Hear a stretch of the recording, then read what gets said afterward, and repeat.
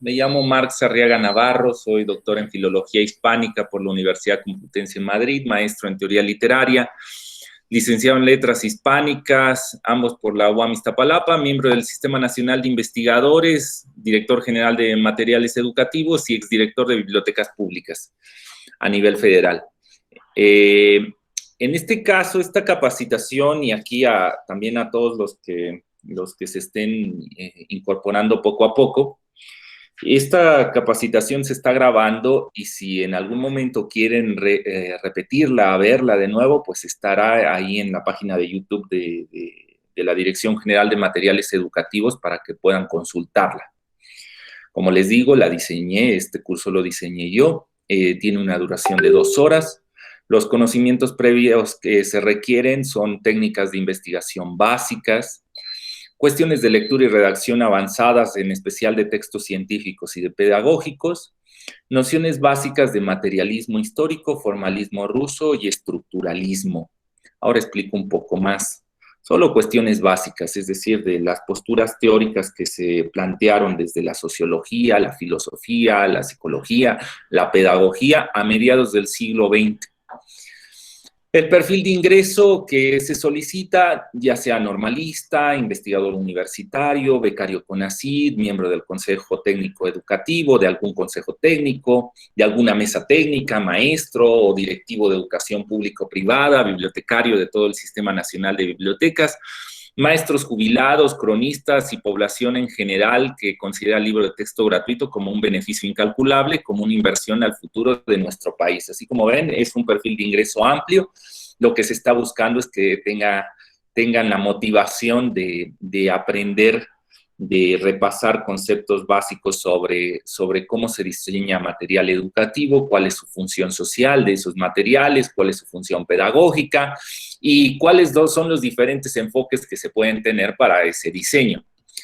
El perfil de egreso que espero que se cumpla es generar sujetos críticos conscientes de los juegos de poder que rodean al diseño de los materiales didácticos que forman parte de los libros de texto gratuitos mexicanos. En su momento les hice llegar, compañeros, un pequeño programa de estudios con una bibliografía básica. Lo que vamos a estar estudiando es una teoría que se desarrolla a mediados del siglo XX, principalmente por el teórico ruso Mikhail Bakhtin, aunque alrededor de él hay nombres importantes como Medvedev, Voloshinov, Tinianov, Tomaszewski, Shklovsky, que van a estar ampliando ciertas nociones que señala Bakhtin, unos anteriores a él, como el caso de Vladimir Prop, otros posteriores o contemporáneos como Voloshinov y Medvedev. Así que aquí doy como un panorama teórico de los principales textos que rodearon en aquel momento, por si alguien de ustedes quiere irlos consultando, quiere saber más al respecto. Les digo, esta cuestión es hasta cierto punto innovadora en el estado de la cuestión sobre investigación educativa. En los años 50 se genera esto desde el ámbito filosófico, como también como teorías sociológicas. Después tienen su desarrollo en el área de la teoría literaria, en la estilística, y en los últimos 10 años ha ido migrando la teoría bakhtiniana, el dialogismo en especial, hacia las cuestiones pedagógicas. Esto también porque encaja muy bien con la postura de Paulo Freire en su pedagogía crítica. Verán que hay ciertos puntos que coinciden, aunque no se conocieran, y el caso de Freire no tomar en cuenta a Bakhtin, al menos no de manera explícita, verán que llegan a conclusiones muy parecidas, solo que Bakhtin lo hace más desde el hecho lingüístico, retórico, desde la sociología, mientras que Freire lo hace desde el hecho pedagógico y desde la cuestión social. Entonces son, digamos que posturas teóricas parecidas que tocan algunos puntos, pero que se desarrollan en momentos y en lugares diferentes, pero que tienen sus puntos de toque. Dividí este curso de 2 horas en 5 temas. El primer tema tiene la función política y pedagógica de los libros de texto. Aquí vamos a estar 20 minutos discutiendo algunos fragmentos de algunos autores y colocando unos ejemplos. La dinámica es muy sencilla, voy a leer algunas citas de los principales autores al respecto, después pondré un ejemplo, lo analizaré y así iré avanzando. En este primer tema les digo la función política y pedagógica de los libros de texto. Digamos que el resumen de este tema se implica que se aborde la cuestión sobre el papel que cumplen los libros de texto para la conformación de los estados, centrándose en la educación que se ofrece a la ciudadanía y los mecanismos de poder que estructuran la identidad de una nación. Todo en relación con los conceptos de marginación, segregación social, pérdida de identidad y colonialismo. En un texto de Johansen Egil, que se llama Libros de texto en el caleidoscopio, Johansen señala, los textos escolares son más que nunca educativos, en el sentido de que establecen pautas morales y agendas democráticas dentro de la estructura tanto nacional como internacionales. Esa es la razón por la que los libros de texto deberían ser considerados como clave para cualquier programa que busque la solidaridad y la integración. Los malos textos educativos son una verdadera calamidad para cualquier nación. Los buenos textos, en cambio, producen un beneficio incalculable y constituyen una inversión en nuestro futuro internacional. Es fundamental, compañeros, que reconozcamos el valor que tiene el libro de texto. Algunos de ustedes saben que el programa que tiene México es extraordinario a nivel internacional. No todos los países tienen libros de texto gratuito. Todos tienen materiales educativos, pero no los ofrece el Estado de manera gratuita. En el caso latinoamericano, fuera de algunas posturas como la chilena, la brasileña, la uruguaya, México está a la cabeza, tanto por antigüedad, en cuestión del tiempo que lleva diseñando esos materiales, como la amplitud por el tamaño de la República y la cantidad de estados y la manera de distribución que tiene la CONALITEC. Así que sin duda los libros de texto se convierten en una herramienta fundamental para el Estado para plantear tanto cuestiones éticas, es decir, plantear los valores que guían el comportamiento humano, como cuestiones morales, las costumbres que son aceptadas en algún momento histórico. Ahí tocamos otro punto fundamental. El libro de texto responde a un proceso histórico y a una situación clara, es decir, podemos hacer un corte sincrónico a través de esta diacronía histórica y entender cada uno de estos materiales en relación con los usos y costumbres y las posturas políticas de su momento. De ahí que sea fundamental que aquel que diseña los materiales entienda que no estaba ante un material neutro, sino que este material se relaciona tanto con las costumbres de manera interna, es decir, la moral individual, la toma de decisiones que hace algún sujeto, como la reflexión ética que se está desarrollando a través del Estado para plantear los valores que guíen el comportamiento de la ciudadanía e ir conformando una identidad. Ahora, este fenómeno es complejo porque en la medida en que el Estado va afianzando estos valores que guían ese comportamiento humano, va dejando de lado otros valores, va segregando, va limitando la posibilidad de que ciertos elementos culturales lleguen a esta esfera. Y eso, al final, lo que va generando es ciertas placas. Una placa hegemónica que va a plantear los elementos bases éticos, morales, y otras pequeñas placas subordinadas que van a tratar sobre multiculturalismo nacional, de los cuales la identidad de la gran nación no va a estar tan permeada de sus decisiones. Pongo un ejemplo. Por ejemplo, aquí tenemos un fragmento que aparece en el libro de Lengua Nacional del libro de texto gratuito de la generación de 1962. Leo el ejemplo. Dice, alegría. ¿Has caído en la cuenta de que la naturaleza entona diariamente un himno de alegría? Apenas amanece, lanza el gallo su nota vibrante y sonora, 1000 veces repetida, aquí aguda, allá grave, lejana o próxima. La claridad anuncia el despertar de un nuevo día. Después la aurora y de todas las frondas se desprenden inigualadas armonías.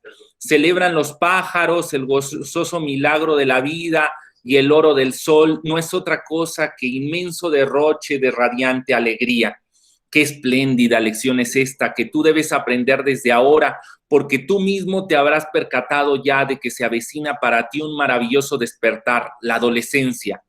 Qué alegría disponer el ánimo para aprovechar cada una de las insospechadas oportunidades que te dará para ti esta nueva etapa de la vida. Marchar alegre, contento, alta la frente, tal. Bueno, pues como ven aquí es claro en el texto esta postura ética de lo que implica en ese momento histórico el paso de la infancia a la adolescencia. También muy interesante la manera en cómo se relaciona la imagen con el texto. Es decir, esta imagen no funciona no funciona tan solo como ejemplo de lo que está descrito. No vemos aquí a un adolescente, de hecho vemos niños, a unos padres de familia que ni siquiera están viendo hacia la cámara, los vemos como en un pequeño elemento de una gran esfera que sería el mundo, de la naturaleza, del bosque, de los árboles, etcétera. Y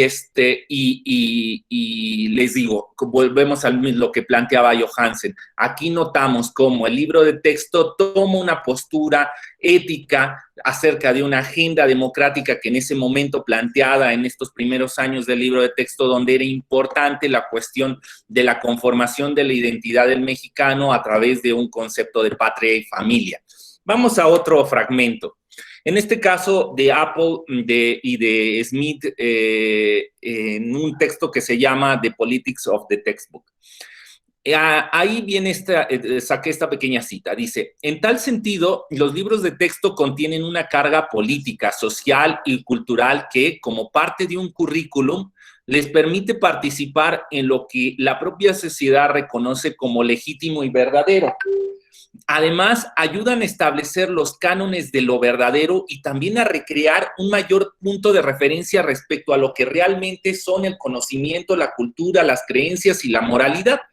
Uno pensaría, compañeros, que todo lo que aparece en el libro de texto es el conocimiento que tiene el ser humano a través de un proceso enciclopédico, es decir, todo el conocer, todos los saberes se vierten en el libro de texto, pero esto no es así. Dependiendo del contexto histórico, dependiendo del contexto político, el Estado va afianzando a través de sus políticas públicas en educación cuáles son los conceptos que socialmente se entienden como verdaderos. Y veamos este ejemplo. Este ejemplo aparece, en este caso, en la generación también de los años 1932, en el libro de texto de Historia y Civismo. Muy interesante el ejemplo. Veámoslo. Dice, bonito el cuadro que ilustra esta lección, una familia feliz. Ya desde aquí podemos empezar el análisis, otra vez desde las cuestiones de las decisiones éticas sobre lo que implica los valores que deben de guiar el comportamiento humano, y desde la cuestión moral sobre las costumbres, una familia feliz versus las familias tristes, que serán todo lo contrario al discurso oficial planteado en este ejercicio. Veamos qué es para los años 60 una familia feliz. Bonito el cuadro que ilustra esta lección. Representa un grupo de personas felices. ¿Quiénes son? ¿Qué hacen? Se trata de una familia. Una familia se compone del papá, la mamá y los hijos.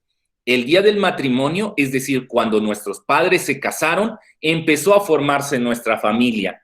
La familia es la sociedad más sencilla y natural. Además de nuestros padres y hermanos, tenemos otros parientes, abuelos, tíos y primos. Leo un poquito más abajo, donde señala, oigamos lo que nos dice cada miembro de una familia feliz. El padre afirma, soy el jefe de familia. quiero siempre lo mejor, etcétera, etcétera, etcétera. Y empieza a recrear el discurso del padre, que es el jefe de familia. Hoy, sin duda, y es relativamente sencillo hacer una evaluación sobre los cambios éticos, culturales, sobre las políticas que se llevan a cabo cuando tenemos cortes tan amplios, es decir, cuando estamos evaluando textos tan alejados. Aquí, para todos nosotros, pues resulta un tanto chocante el que se catalogue una familia feliz frente a lo otro, es decir, todos aquellos grupos donde no tengan un padre o una madre, pues serán familias tristes, o donde esos padres no se hubieran casado, pues también serán familias tristes. La misma imagen tiene ahí ciertos juegos, hay una carga política para legitimar la cuestión de lo que es un concepto verdadero para el Estado en ese momento. La familia como una célula básica para la conformación de la sociedad, en donde el Estado está tratando de potenciar, porque en la manera de que esta familia nuclear tenga ese valor básico, se podrá crear una ciudadanía sana y conformar un Estado sano en este tipo de política que se estaba llevando a mediados del siglo XX. Entonces, como ven, otra vez notamos cómo el libro de texto no es una situación neutra, sino se toman decisiones que afectan en la construcción de la identidad nacional, en la construcción del individuo, en su carácter ético, como reconociéndose dentro de un entorno, un macroentorno, pero también dentro de sus pequeños entornos, en las costumbres, en las decisiones morales que toma día con día. Vamos a otro fragmento también muy interesante. En este caso es de McLaren, en un texto que se llama La vida en las escuelas, una introducción a la pedagogía crítica en los fundamentos de la educación. Él señala este fragmento que he sacado. Dice, el currículum representa mucho más que un programa de estudio, un texto escolar o un resumen de un curso. Más bien representa la introducción o una forma particular de vida y sirve en parte para preparar a los estudiantes para ocupar posiciones dominantes o subordinadas en la sociedad. Más adelante, el currículum ofrece ciertas formas de conocimiento sobre otras y afirma los sueños, deseos y valores de grupos selectos de estudiantes sobre otros grupos, y a menudo discrimina a partir de la raza, la clase y el género. Hay que tener mucho cuidado cuando estamos diseñando materiales educativos. Resulta relativamente fácil, a través de la legitimación que nos da nuestro nivel académico o nuestra posición dentro de la estructura educativa, decir, bueno, estos son los conceptos que se asumen como verdaderos porque yo formo parte del estrato social que legitima esos conceptos verdaderos, ¿no? Por mi nivel académico. Y también por las cuestiones éticas que desarrollo como parte de una estructura, una organización, en este caso de la Secretaría de Educación Pública, pues también propongo que estos valores sean los que se planteen como válidos para la conformación del comportamiento, en este caso ciudadano mexicano. Pero hay que tener mucho cuidado porque en la medida en que se van tomando esas decisiones, se va generando unos sectores dominantes frente a otros que quedan subordinados. Y esto, que en un primer momento pareciera algo ingenuo, algo que no se puede resolver, la toma de decisiones a largo plazo de una decisión así puede generar segregación, racismo, clases, que también a largo plazo puede generar una convivencia complicada entre los diferentes estratos sociales. Veamos ahora un ejemplo, en este caso, de los libros de texto que son vigentes del 2014, de la generación 2014. Veamos un ejemplo de aquellos, es decir, no vigentes, sino más cercanos a nosotros. Aquí es un ejemplo de los libros de los años 2014. Dice, para aprender, los problemas sociales, viene del curso si no mal recuerdo, de civismo, ya no recuerdo cuál era, sí, formación cívica y ética del sexto grado. En la página 81 tenemos este ejercicio, este texto. Dice, los problemas sociales son situaciones que dificultan el desarrollo de las personas, de una comunidad y de una nación. Al igual que otros países, México enfrenta diferentes problemas sociales como la pobreza, el desempleo, la migración, la inseguridad, la delincuencia, el maltrato, la explotación infantil, entre otros. Son varias las causas de estos problemas. Veamos el caso de la migración. Es una situación común entre los seres humanos que ocurre cuando las personas cambian su residencia de manera temporal o definitiva con el propósito de trabajar, estudiar o buscar mejores condiciones de vida. Cuando ocurre dentro del territorio de un país se denomina migración interna, mientras que la que sucede hacia afuera del propio territorio se conoce como migración externa. Se convierte en un problema social cuando el cambio de residencia es motivado por las injusticias, la inseguridad, la persecución o la pobreza. En ocasiones, durante su traslado, las personas migrantes enfrentan peligros, sufren maltratos, malos tratos y al llegar a su destino encuentran condiciones de vida poco dignas. México es considerado un país expulsor de migrantes por la cantidad de personas que se van a trabajar a los Estados Unidos de América, pero también es un país receptor, porque es paso obligado de las personas de Centro y Sudamérica que buscan llegar al norte del continente.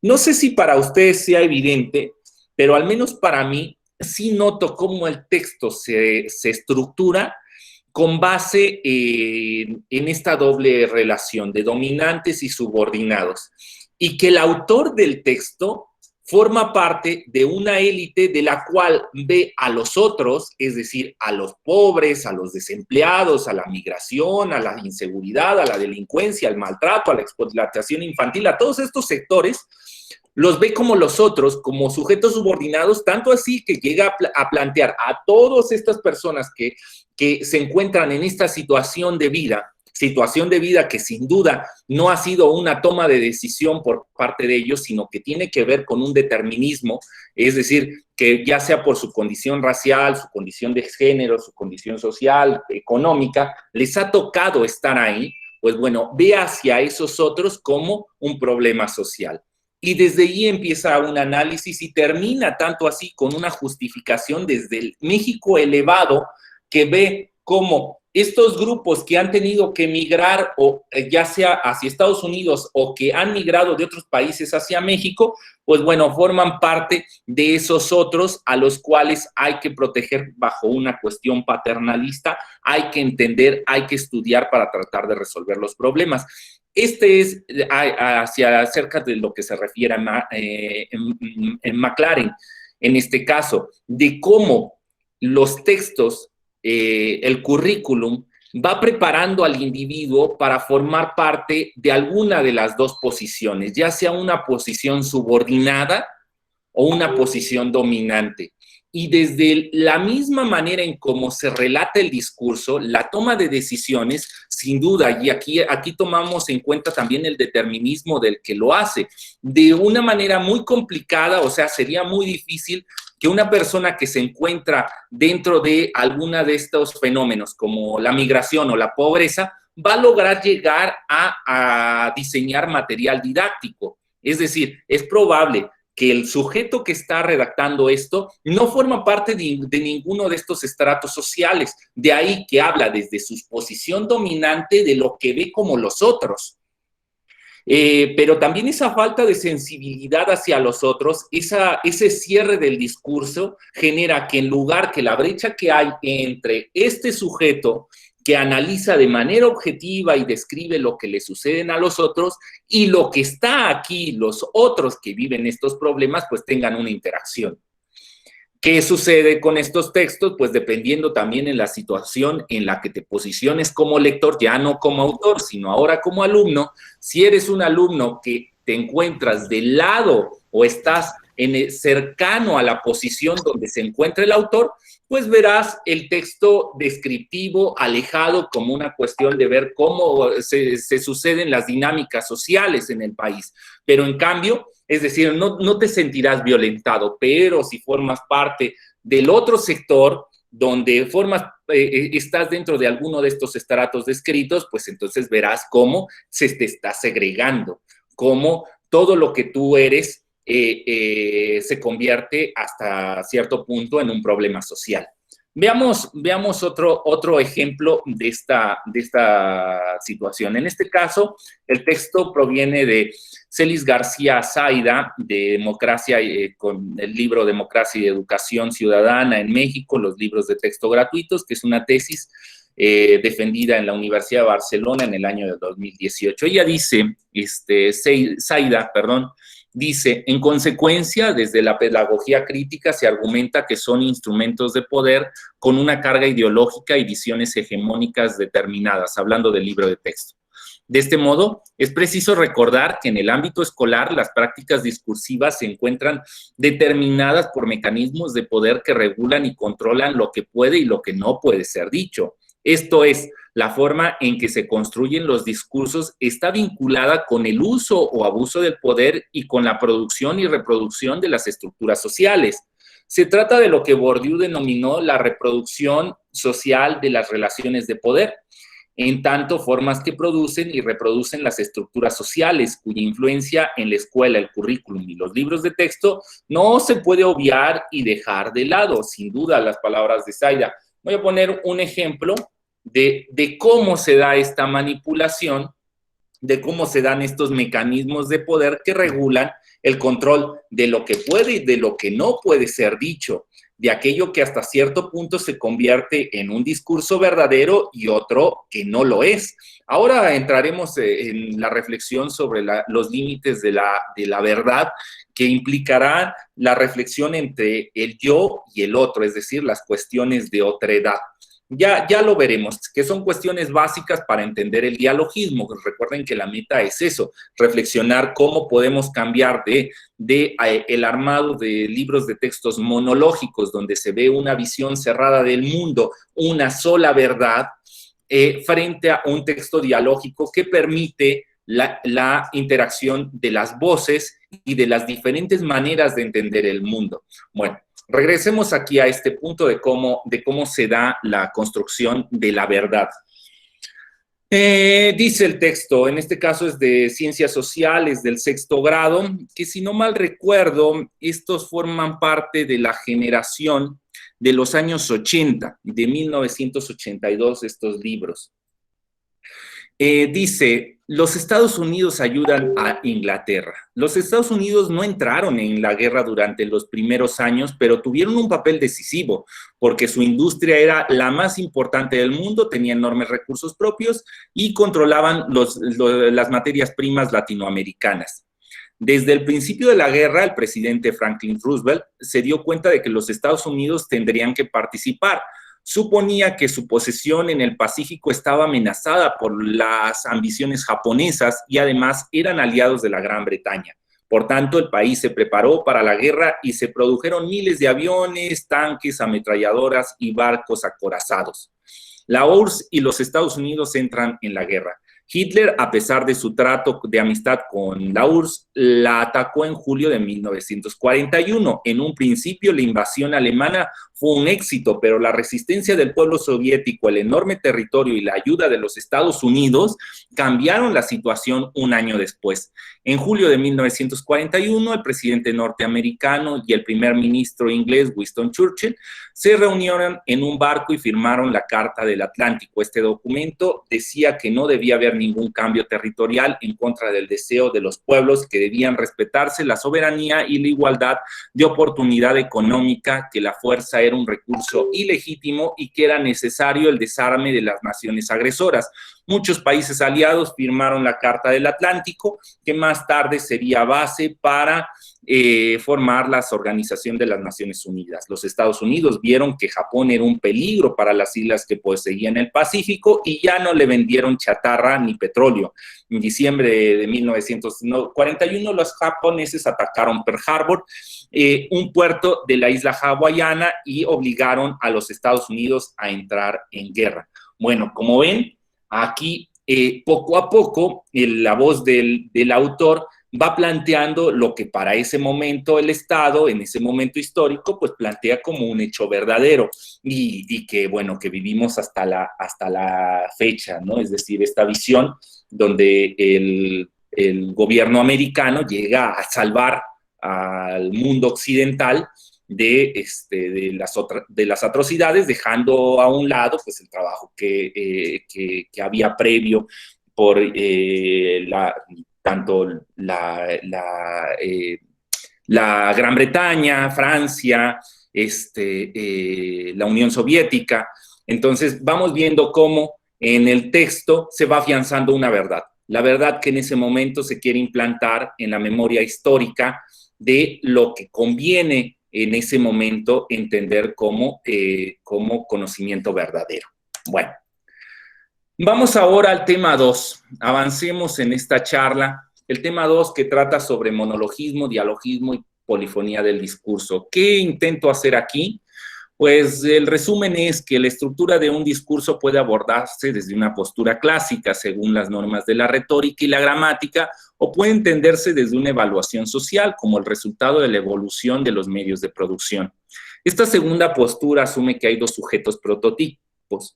El primero ostenta el poder de los medios de producción y somete con su voz a todos, generando una fuerza centrípeta que busca el orden del lenguaje. El segundo es un sujeto marginado que necesita de los medios de producción para su subsistencia y por ello empeña su mano de obra.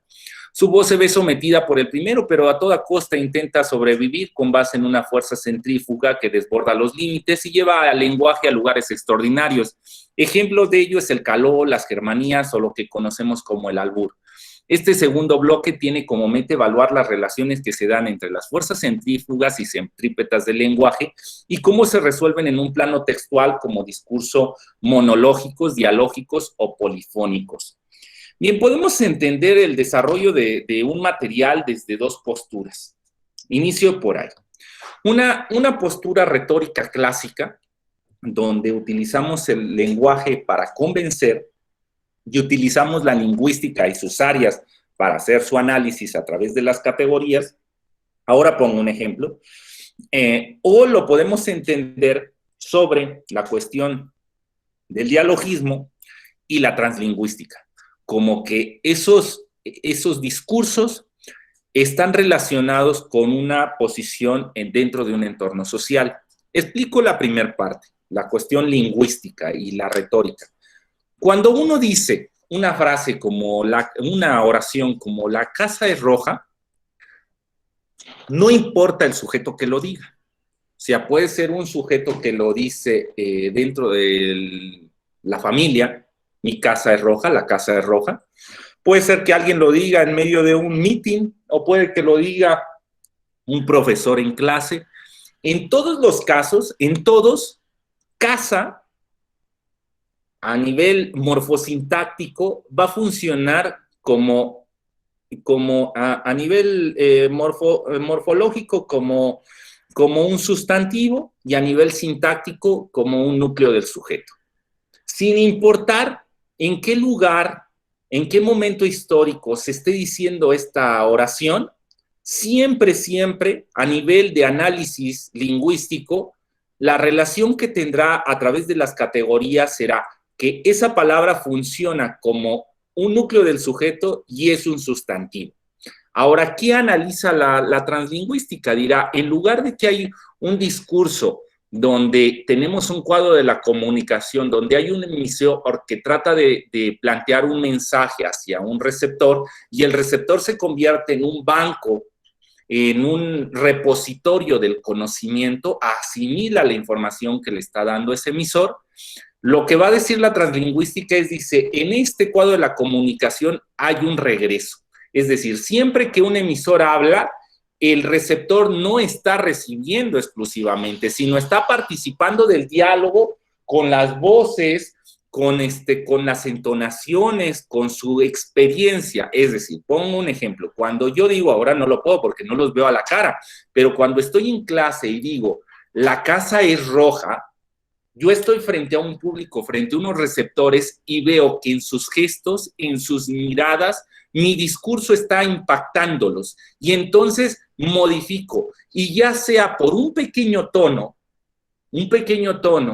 trato de causar en el sujeto otra cosa y buscar que el receptor genere un discurso que se acople a lo que intento transmitir. Es decir, el emisor no está simplemente lanzando información, sino también recibe información del receptor y entonces adapta su discurso. Esto es normal en todos los contextos, cuando platicamos en la vida diaria. El lenguaje mismo tiene esta vida. Hay una relación estrecha entre ambos y cuando alguien habla, no habla desde una posición neutra, sino refleja todo su conocimiento histórico, toda su carga sociológica, cultural, económica, se ve reflejada en ese discurso. Y el receptor, en esos tonos, en esos matices, en esa rapidez, en esa dicción, va entendiendo que lo que se dice no es solamente que la casa está pintada de roja,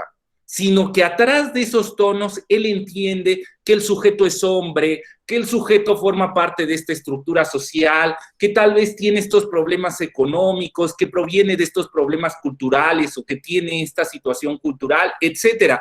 Con la misma frase, el receptor puede interpretar miles de cosas, no por lo que contiene a nivel morfosintácticos, los sustantivos, los artículos, los verbos, los núcleos del sujeto a nivel sintáctico, los núcleos del predicado, los complementos. No es a través de categorías lingüísticas y los significados de esos significantes. No, sino es a otro nivel, a nivel dialógico, donde se relacionan diferentes estratos de contenidos y entonces el sujeto va comprendiendo más allá la vida de cómo se da el entramado de comunicación. Ahora lo explico a detalle. Pongo algunas citas y hago reflexión. Mijaíl Bakhtin, que va a ser nuestro teórico principal para este segundo segmento, al cual recomiendo que lean en un texto de teoría y estética de la novela, en la parte de la palabra, en la novela dice: la lengua en cada uno de los momentos de su proceso de formación no solo se estratifica en dialectos lingüísticos, en el sentido exacto de la palabra, sino también, y ello es esencial, en lenguajes ideológicos sociales, de grupos sociales profesionales, de géneros, lenguajes de las generaciones, etcétera. Pongo el ejemplo, y creo que será claro para nosotros esta cuestión de estos lenguajes de generaciones. Dice, la visita del ingeniero. Estamos hablando aquí de libros de texto de la generación de los años 70. En este caso es el de lengua nacional y, si no mal recuerdo, es el de sexto año. Si no mal recuerdo, sí, creo que es el de sexto año. Bueno, pongo el ejemplo. Un señor joven, bien vestido, de trato amable y cortés, llegó a nuestra escuela cuando estábamos en recreo.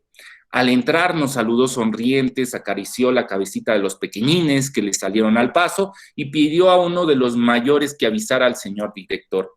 Dile, te lo suplico, esas fueron sus palabras, que está aquí el ingeniero que viene a pasar visita de inspección para rendir el informe sobre el estado que guarda el edificio. Terminado el recreo, el director nos comunicó la gran noticia. Dijo, dentro de 6 meses tendremos escuela nueva, será amplia, moderna, hermosa.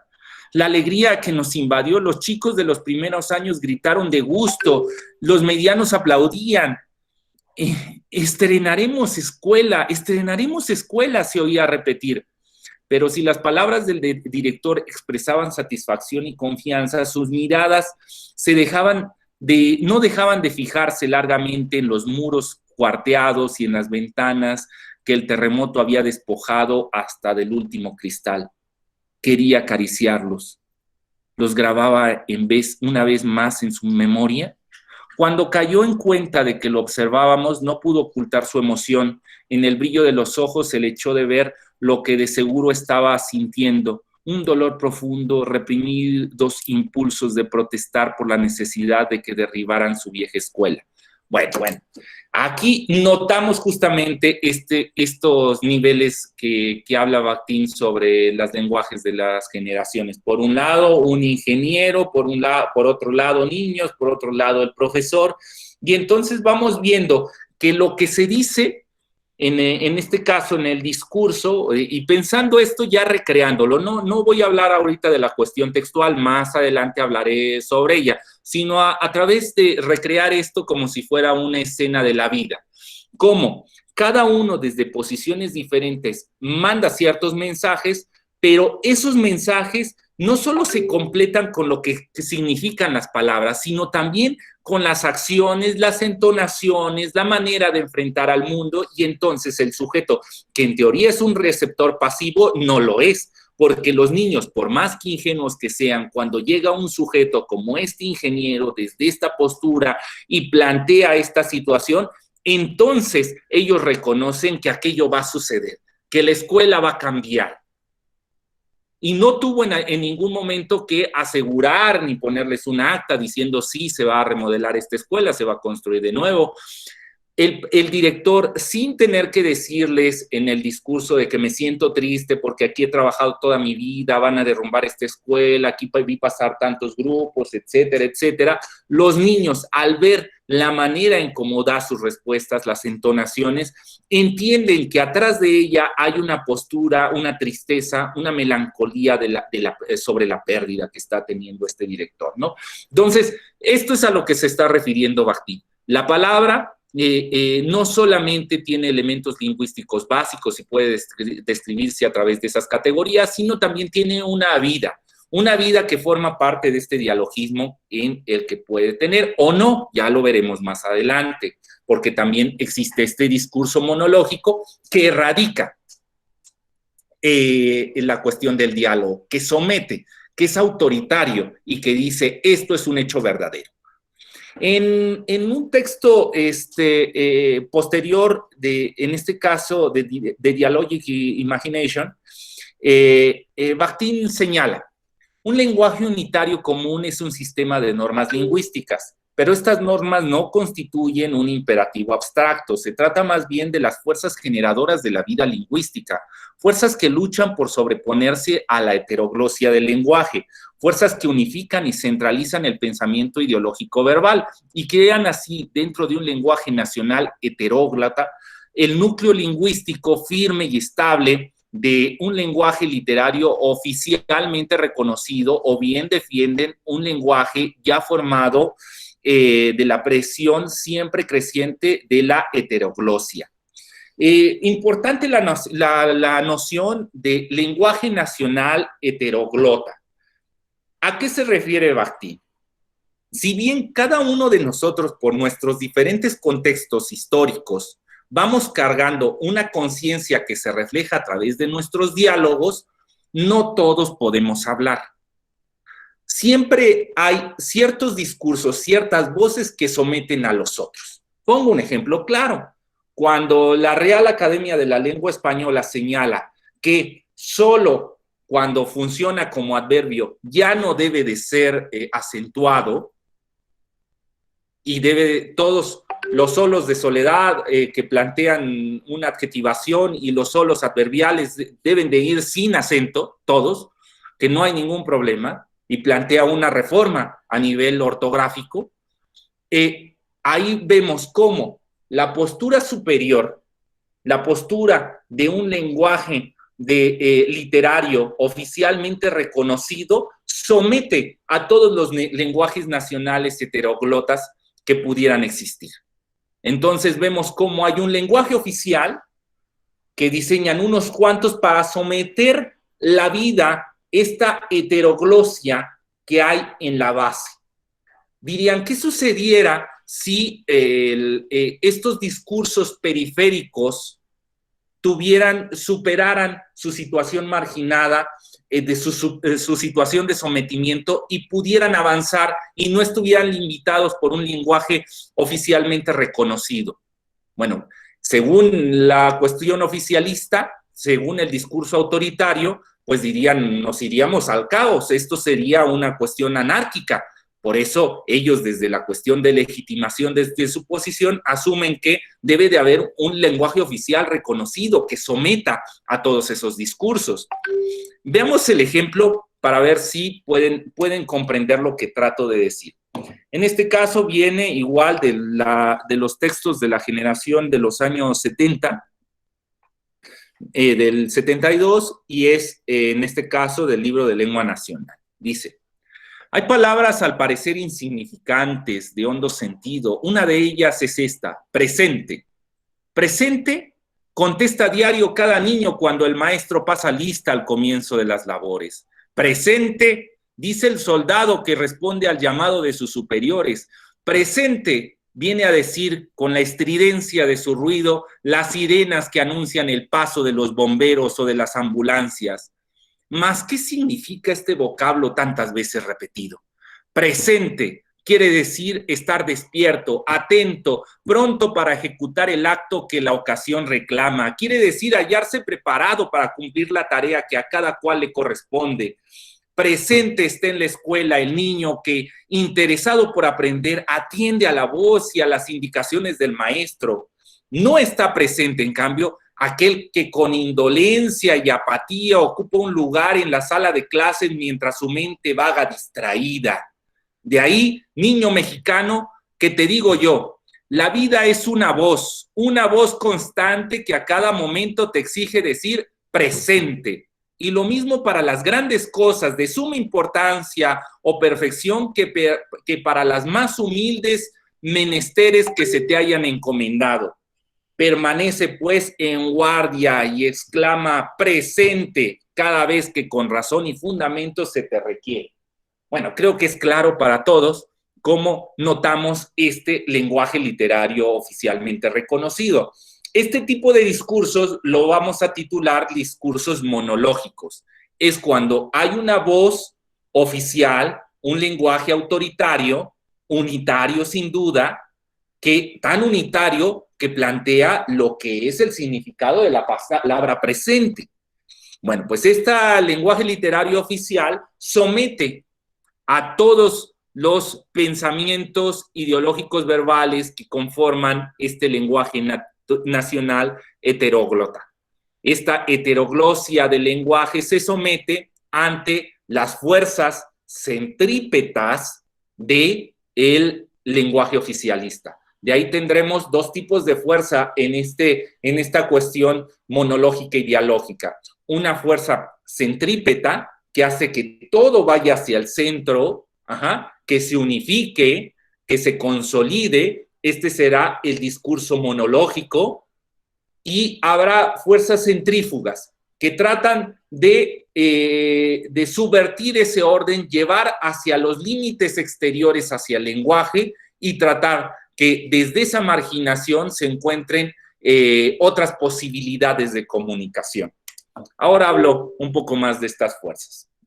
Dice Bakhtin de Dialogic Imagination, el mismo texto anterior. Dice, al lado de las fuerzas centrípetas, las fuerzas centrífugas del lenguaje continúan llevando a cabo su trabajo ininterrumpido. Al lado de la centralización y unificación verbal ideológica, el proceso ininterrumpido de descentralización y desunificación continúa adelante. Claro que sí. La vida continúa, la vida no llega, no puede someterse. Por más que el Estado, el discurso autoritario, el discurso monológico trata de afianzar la unidad del mismo, por más que lo intenta, por más que la Real Academia saque diccionarios todos los años, saque gramáticas que trate de consolidar el lenguaje y decir, este es el lenguaje oficial, siempre encontraremos, siempre habrá fuerzas centrífugas que tratan de llevar hacia nuevos límites la comunicación. ¿Por qué sucede esto? Por la vida misma del lenguaje. Porque aquella fuerza unitaria es una fuerza abstracta. Es una fuerza que representa el orden, que representa el poder, sin duda el poder entendido como aquellos, en este contexto social que vivimos, entendido como la posesión de los medios de producción, de los sectores que tienen los medios de producción. Pero el problema es que aquello es una abstracción. ¿Por qué? Porque no hay un sujeto que lo domine todo, que posea todos los medios de producción. Sí es un sector pequeño, pero al final no es solo una persona, es decir, no es la voz de una sola persona que está imponiendo. Así que el discurso monológico, cuando trata de hacer estas unificaciones, al final lo hace desde la abstracción, porque cada uno de los participantes de este discurso oficialista sin duda asumen esa unificación, pero no son los exclusivos de ese discurso, ¿no? En cambio, del otro lado, dentro de la heteroglosia de los diferentes niveles de voces y de los diferentes niveles de discurso, ahí encontramos la vida real. Es decir, cada uno de estos sujetos sí asume la voz como participa en esta polifonía, sí la asume desde su construcción de individuo, de ser. De ahí que tenga mayor vida y mayor, y perdure más ese tipo de construcciones centrífugas frente a las centrípetas. A las centrípetas hay que estar constantemente apuntalando. El discurso monológico es frágil. Es frágil porque asume que necesita tener una fuerza, un poder para sostenerse, mientras que el discurso dialógico es vivo, porque tampoco busca tener el poder, sino lo único que intenta es comunicarse, es relacionarse. Aquí, bueno, puse una pequeña imagen de cómo se llevan las palabras hacia esos niveles y pues bueno, juegos ahí de lenguaje, ¿no? Atrás de todas estas imágenes dice, pues, trastorno disruptivo compulsivo ilustrado. Y dice ahí una imagen un tanto deconstruida de un Mickey Mouse, dice Disney,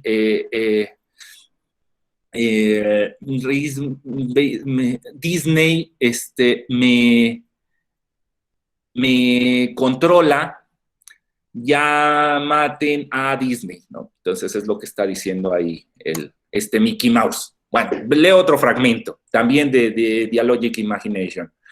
La lingüística, la estilística y la filosofía del lenguaje que nacieron y cobraron su forma dentro de la corriente de las tendencias centralizadoras en la vida del lenguaje han ignorado esta heteroglosia dialogizada que incluye a las fuerzas centrífugas en la vida del lenguaje, sin duda. La lingüística, la estilística y la filosofía del lenguaje no toman en cuenta esta vida del lenguaje a la que estamos refiriendo. Ellos se centran en estructuras que dan cuenta descriptiva de lo que sucede en el discurso, pero no lo que rodea ese discurso. Eso que rodea para ellos es una situación extraordinaria porque no forma parte de la lengua, no forma parte de las normas de la construcción del lenguaje, ¿no? De ahí que lo deje de lado y de ahí que necesitemos conceptos como el dialogismo o la translingüística para entender estas relaciones complejas que se dan en el ambiente. Pongo un pequeño ejemplo, ¿cómo vamos de tiempo? Todavía tengo una hora, vamos bien. Solo voy a leer un fragmentito. Este caso viene de una revista de los años 80, donde justamente recuperaban estas voces marginadas. La revista se llamaba Banda Rockera, y ahí en alguno de los números sacó este fragmento de Víctor Hugo Garduño. Decía él, bueno, decía en ese momento que se publicó. Una de las cantaletas que más fastidian a los jóvenes de esta y otras generaciones y que de tanto escucharlas no se quiere cumplir es que se preparen y estudien. El argumento principal y muchas veces el único en la prosperidad económica. Para alguien de clase baja es el acceso social a la ilusión de mejorar. Para las clases pudientes, mucho o poco, es mantener el estatus. Y si es posible ascender más, el medio te impulsa. Tú no puedes ser menos de los de tu clase. Hijo de licenciado, pues licenciado. Hijo de obrero, obrero, según el mito. No toda la gente aspira a riquezas, o lo que para algunos sería su auto del año, su departamento y quizás unas vacaciones en Disneyland, o casas, coches, guaruras, cuentas millonarias de dólares, etcétera. Para otros, para jóvenes honestos, críticos, rebeldes, en este país en el que no es rebelde, el que no es rebelde está castrado, esto puede sonar repulsivo, el poder entrar en el molde que te asigna la sociedad. Yo voy a estudiar porque esto me va a dejar más lana. Muchos universitarios desconocen su vocación o no les conviene tomarla. Me voy a comprar un micro o vendo fayuca, etcétera. Yo voy a chingar y a chingar con la misma cantaleta. Hay que prepararse. Y no precisamente para lo que no se repite, para lo que nos repite en todo el mundo, para ser gente próspera y ejemplo de los demás, de este momento que es también un mito, no hay empleo casi para nadie en este país, y eso incluye a la gente que sale de estudiar cualquier carrera, y menos que cuenta con palanca, a menos que cuente con palancas o relaciones, y esas muy pocos las tienen. Debemos prepararnos para tomar el poder. Sí, es cierto, y no le saquen. No vamos a cambiar nada solo parados en las esquinas y de rebeldes con la greña larga, parada, rosa, con cadenas y de cuero. Debemos prepararnos para tomar el poder ahora, nosotros, los que no estamos castrados. Tenemos que sustituir a todos esos tipos domesticados que reprimen, que roban, que también mandan matar, que amansan obreros y que han sumido a este país en la vergüenza, a toda la bola de lamepelotas del periodismo. El cambio tiene que llegar a todos, incluso dentro del mismo ejército. No se puede dejar pasar nada, y sobre todo en nuestra historia llamado PRI, y esos espacios es todo. No nos han dejado nada. Es muchísima la gente descompuesta, corrompida, domesticada. Es un enorme cáncer, y un cáncer que se debe extirpar. No se deje nada porque vuelve a crecer. A una mujer se le extirpa todo un seno y no un pedazo para que vuelva a crecer y la mate, etc. Bueno, pues notamos aquí justamente lo que Bakhtin señalaba, ¿no? De cómo dentro del discurso oficialista, del lenguaje oficial, del lenguaje unitario, también existen lenguajes marginados que lo que buscan no es centralizar el discurso, unificarlo, sino lo contrario, hacer una heteroglosia dialogizada, donde tire desde la periferia se generen discursos. Bueno, vamos más adelante. Ahora vamos al tema 3. Avancemos, vamos bien en tiempo. En este caso hablaré sobre las implicaciones políticas y pedagógicas del diseño de materiales educativos desde un carácter monológico. Como se imaginarán, pues después tocaré el mismo tema, solo que desde el carácter dialógico. ¿Qué es lo que intento en este tema 3? Bueno, según Aristóteles, desde un punto de vista retórico, el discurso se divide en 4 partes: invención, disposición, elocución y acción. Esta postura tiene como finalidad teórica y práctica la capacidad de convencer con el uso de la palabra, en donde cada uno de sus elementos se estructura con la finalidad de conseguir someter al receptor a un mensaje prediseñado. Este tipo de discurso se centra en una postura monológica, en donde las voces periféricas se ven sometidas ante una postura hegemónica. Sin duda, las buenas intenciones en cuestión de ética como mecanismo universal o moral como acto de costumbre pueden justificar dicho procedimiento didáctico, pero se requiere de una reflexión crítica que asume el proceso de coerción de los individuos. Este bloque tiene como meta reflexionar sobre cómo el discurso retórico guía la elaboración de los materiales educativos y cómo se convierten en una herramienta del Estado para la manipulación de los valores que limitan la identidad de la ciudadanía. Yo sé que esto no es común en el contexto mexicano, pero en otros contextos sí lo es, donde se dan cursos de retórica, se dan ejercicios de retórica, por ejemplo, en donde en algún momento un sujeto tiene que defender un punto de vista y convencer al público de que lo que está diciendo es verdad, y momentos después tiene que armar un discurso contrario y convencer de lo que antes había negado. Y estos son ejercicios retóricos donde, en la medida en que uno va aprendiendo cómo se estructura el discurso, va aprendiendo las figuras que podemos utilizar para hacerlo, pues cada vez nos convertimos en tenemos más expertise para armar este tipo de entramados.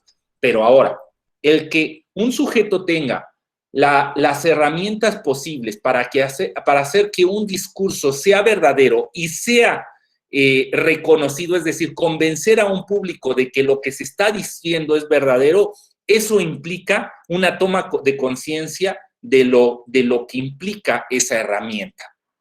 Y de eso vamos a hablar en estos momentos. Es decir, armar herramientas monológicas que asuman que lo que se está haciendo es coartando individuos, que hay sujetos que van a ser sometidos por el discurso unificado oficialista. Gema Pimenta Soto, en un texto que llamó ella La estética de Mikhail Bakhtin, señala: El monologismo presupone un paradigma esencialista y trascendental, fundamentado en la unidad del ser y el principio de identidad. Muy importante ese principio de identidad.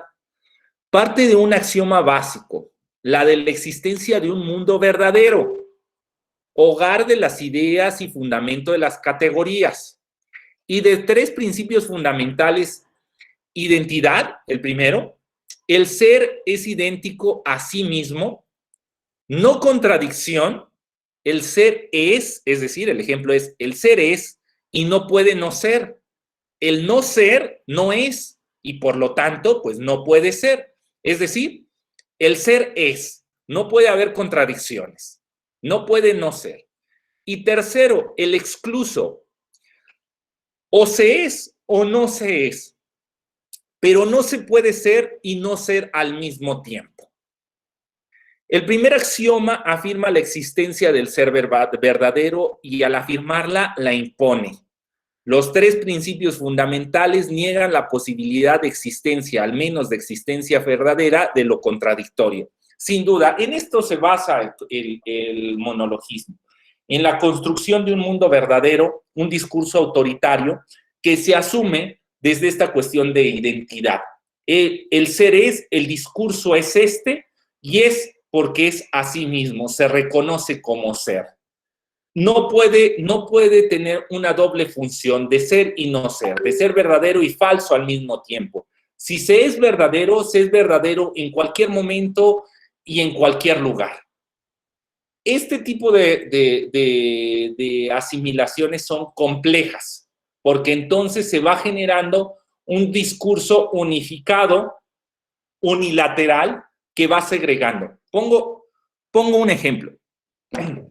En este caso, textos de la generación del 2008, si no mal recuerdo, del 2008. El de Ciencias Sociales de sexto grado se dice: el triunfo de la Revolución Rusa también produjo grandes temores en Estados Unidos. La mayoría de la población es muy apegada a la propiedad privada y temía perderla si triunfaba el sistema comunista. Repito la oración, que es curiosa la estructura. La mayoría de la población es muy apegada a la propiedad privada y temía perderla si triunfaba el sistema comunista. Al llegar la crisis económica de 1929, o sea, me causa gracia porque lo ponemos en este momento. Yo sé, aquí se está hablando del momento de Estados Unidos, del momento de la Revolución Rusa, pero causa risa cuando hablamos de poblaciones. Yo sé que no es la americana, estoy hablando desde mi contexto, la mexicana, y donde más del 80% se encuentra en pobreza extrema, y aquellos que tienen propiedad privada, pues son una minoría, ¿no? Entonces, la mayoría de la población es muy apegada a la propiedad privada. ¿Cuál propiedad privada? Uno preguntaría, ¿no? ¿De qué me está usted hablando? No conozco qué es la propiedad privada, y ahí notamos esta cuestión del discurso verdadero, unificado, estereotipado, donde el Estado, a través del libro de texto, trata de afianzar una verdad para que el individuo la reconozca y diga: sí, esto es ser mexicano, esto es ser, en este caso, americano en los años 30. Al llegar la crisis económica de los años 30, muchos pensaron que había llegado el fin del capitalismo, y en verdad la situación del país empeoró a tal grado que 15 millones de personas quedaron sin trabajo. En 1933, Franklin Roosevelt fue electo presidente e inmediatamente ordenó una serie de obras públicas para dar trabajo a un gran número de desempleados.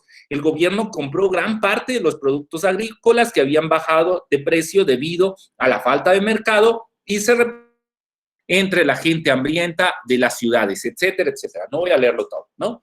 Aquí notamos cómo se reproduce esta cuestión de la verdad que el discurso trata de afianzar, en donde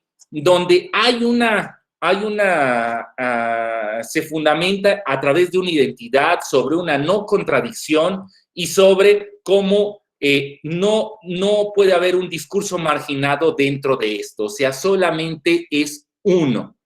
Tanto así que, pues de ahí pues podemos sacar muchas conclusiones de esta lectura, ¿no?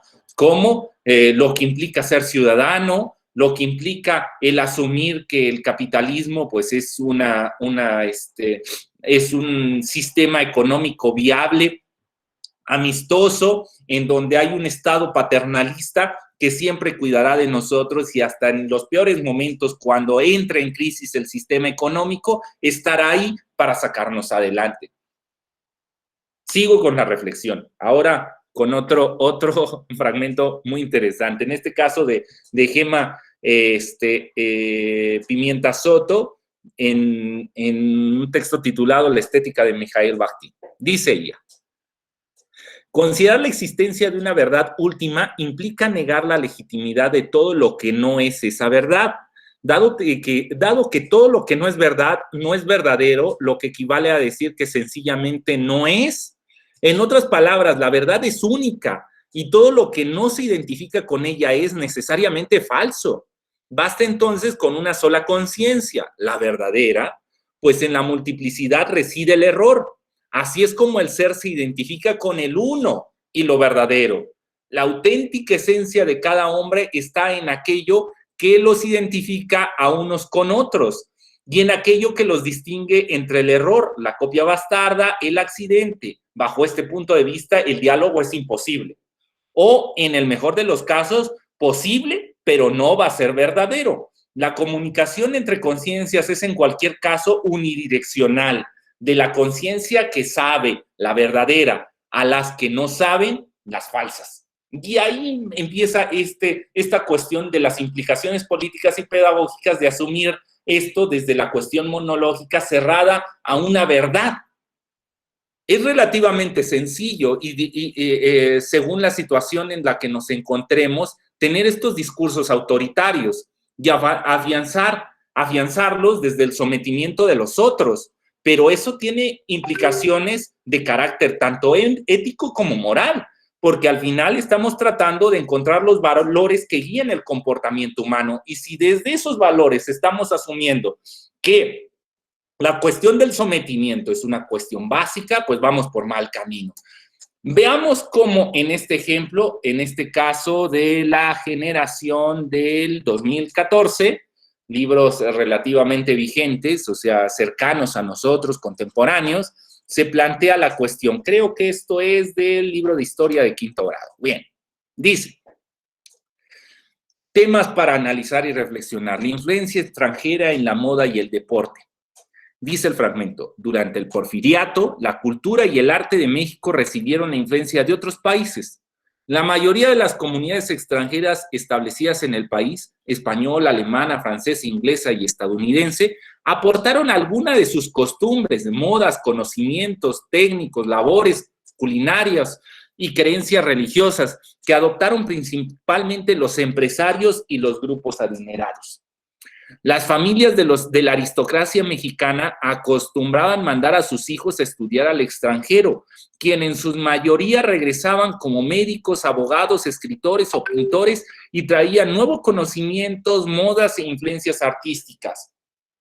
Noten cómo en esta cuestión del discurso único, verdadero, notamos cómo está el sometimiento, ya no solamente de las clases medias y bajas que no forman parte de esta influencia extranjera en las modas y en el deporte, ¿no? Ya no hablemos de los diferentes estratos, sino también desde la reflexión de lo que estaba sucediendo en esta alta cultura. Es decir, todas las familias, vean el juicio categórico, todas las familias de la aristocracia mexicana acostumbraban mandar a sus hijos a estudiar en el extranjero. Y todos ellos, en su mayoría, regresaban como médicos, abogados, escritores o pintores. O sea, el éxito está garantizado. Si forman parte de estos estratos sociales, el éxito estaba garantizado. Y de ahí los múltiples, o sea, la múltiple violencia que se genera entre los que quedaron marginados de estos discursos. Si no te ves reflejado, si no fuiste español, alemán, francés, inglés, estadounidense, asentado en este país, es decir, pensemos en la comunidad china, las comunidades orientales que hubieron en México en aquellos años, también las comunidades norteamericanas, alemanas, que hubieron marginadas, ¿no? En ciertos, si no formabas parte de este grupo hegemónico, bueno, pues no te sientes identificado, sino, entonces vemos ahí, es evidente el asunto. Sigo con fragmentos, sigo siendo de Pimienta Soto. El monologismo parte de la idea de que todo lo diverso, que es en última instancia lo diferente al yo, es falso. Si la idea es la voz de una conciencia en el gran diálogo del mundo, ¿qué lugar le puede ser prestar el monologismo? Bakhtin demostrará que ninguno, que el discurso monológico acerca de la idea ajena convierte a la idea en cosa y, por tanto, solo es capaz de expresar una sola idea a lo que todo se somete, la del autor. El monologismo solo puede referirse a la idea de dos maneras, o afirmándola o negándola.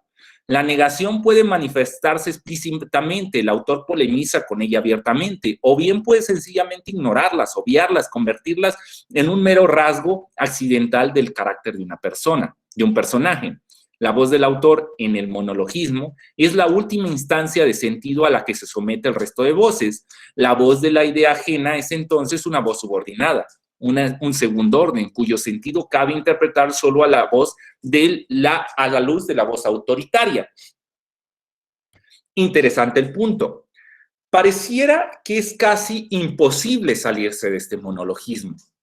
Si asumimos que cuando hablamos de él, hablamos de todo lo que es verdadero, y si entendemos que cuando un sujeto o ustedes están armando sus materiales educativos y tienen una finalidad clara, que es dar un conocimiento verdadero, pues prácticamente vemos que en ambos casos el discurso será exclusivamente monológico, porque ustedes cuando están encarando este quehacer, ya van prefigurando cuál es la meta que se va a alcanzar, porque ustedes asumen que esa meta es verdadera.